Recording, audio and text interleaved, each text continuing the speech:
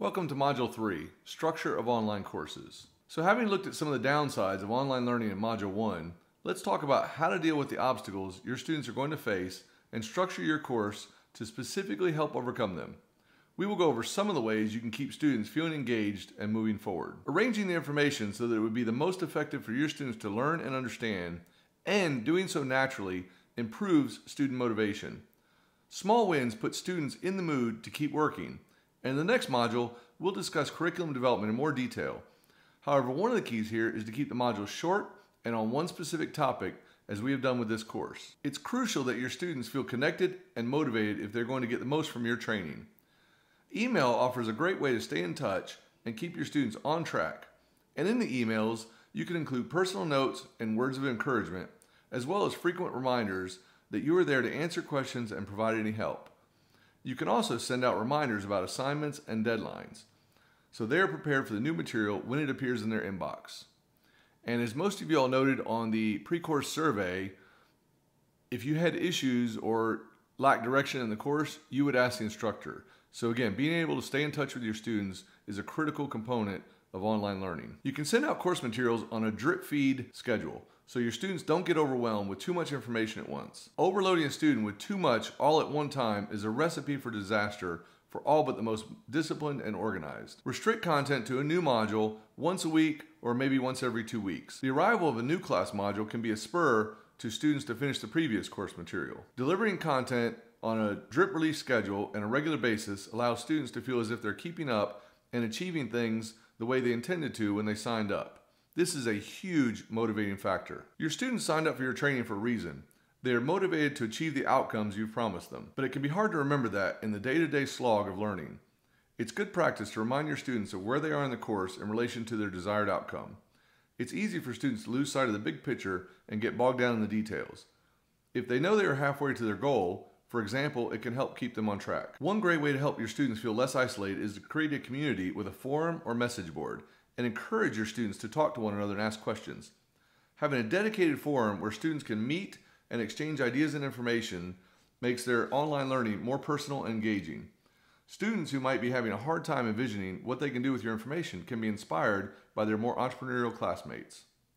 Another option is to set up a private Facebook page where your students can ask questions, read each other's comments, or bat ideas back and forth.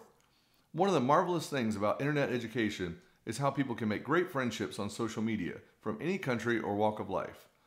An online community can combat isolation and provide stimulation better than conventional classes because there's such a wide variety of different types of students in different situations who can learn from and help each other. It's always surprising how self-aware how many of our students are about what kind of support and accountability they need.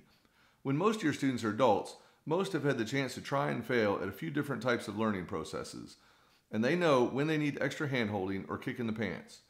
Creating accountability for your students is a real benefit in terms of how likely they are to do the work and see results. Structure is a good thing.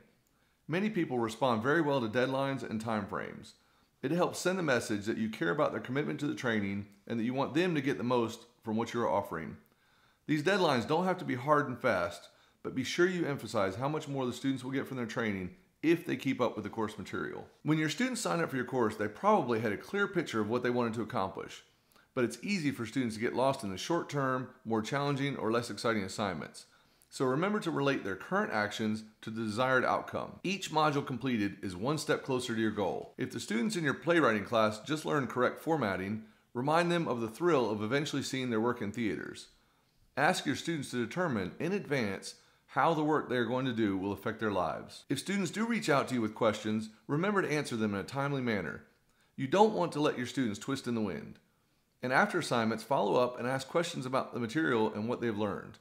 You'll be well placed to see who is really benefiting from the information you're providing and who might need a gentle prod to keep going and get the most from your classes. It also helps to ask for a renewed commitment to the course to make certain that your students still want what they paid for.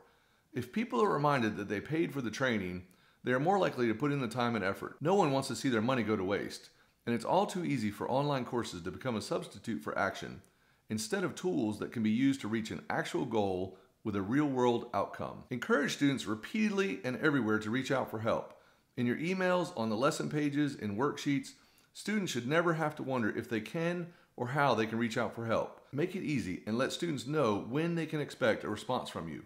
The earlier, the better. Now let's talk about one of the big elephants in the room of online learning, especially online learning in the private sector, and that is the lack of degrees or credentials. Far better than certificates or credentials is to focus on outcomes. How have your previous students benefited from your classes? What do they have to show from your instruction?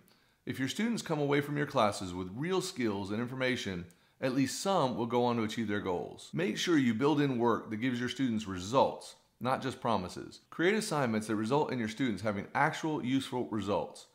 If your lessons include assignments that work directly toward the outcomes you promised, it won't matter that you can't award a degree. Okay, we've covered just a few strategies for structuring online learning through engagement, accountability, and being results oriented. See you in the next module.